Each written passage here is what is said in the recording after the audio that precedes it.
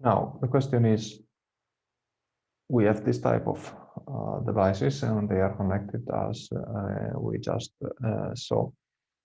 The question is, how can the processor give commands and data to the specific controllers when he wants to do input and output?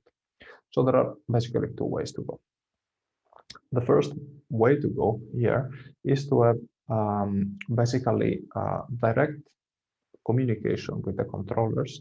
So the CPU in this case is reading and writing directly into the registers, the small memories of the controllers, okay, with special instructions that allow the CPU to directly communicate with the devices. Okay, so if the CPU wants to issue a request to read something from the disk, then it will go and read and write registers that belong to the controller, that is the one behind which you have the disks. The alternative way is to use, and this is what is commonly used, memory mapped input output. In this case, the registers of the controllers are mapped into the main memory, okay, so the address space of the processor. There are special parts of the main memory that are actually mirrors, if you want, of the registers of the different devices. Then the CPU writes and reads only main memory, but when it writes or reads to specific portions of it, what it's doing is actually writing and reading to the registers of specific controllers. Okay. You can also use at the same time both ways of communication depending on the devices you want to communicate with. So this is version 1. Here the CPU has dedicated channels, physically wires, that are used to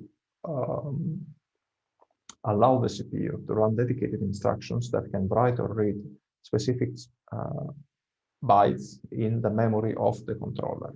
Okay, so in this case, the CPU needs to have special instructions when it wants, for example, to read or write from the disk or read and write from the network card and so on. The alternative is to rely on someone sitting in the middle between the CPU and the different controllers, and this would be usually the motherboard, to do memory mapped I/O. So in this case, parts, as I said, of the main memory are mirrors of the registers of the devices, and it's the motherboard that takes care of keeping these copies consistent so that whenever the CPU writes or reads into memory, actually the information that is being written into the registers is moved also to the controller, and when the controller updates this information, that information is also brought back to the main memory for the CPU to see that the information has changed. Okay. An example, a classical example, is the graphic controller. Okay, there is a significantly large part of the memory, okay, that is used to hold the screen contents. Okay, this is memory mapped input output. The processor sends the output for the screen, what you are going to see on the screen, writing in this special region of the memory, and then the motherboard takes care of sharing this data with the graphics controller that translates that into the image you actually see on screen.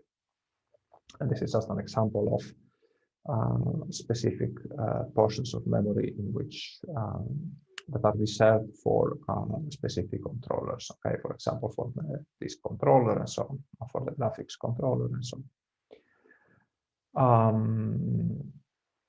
Now, the registers you have usually are the following ones for the controllers. You have a data in register. Okay, this is read by the host to get input, and the data out register, which is written by the host to send output. The host here would be the CPU. Okay, and then you have the status registers that contain bits that can be read by the host. Okay. These are bits indicating, for example, whether the current command has completed, whether a byte is available to be read, or whether a device error has occurred, and so on. Depends, of course, on the type of controller you are communicating with. You have control registers to start commands or to change the mode of a device. So let's say, for example, you can have a certain bit in the control register of a serial port to choose between full duplex or only half duplex communication. So one direction or both directions at the same time. Or you can have bits that are set by the host to specify the word length, let's say to 7 or 8 bits that are supported by a specific serial port.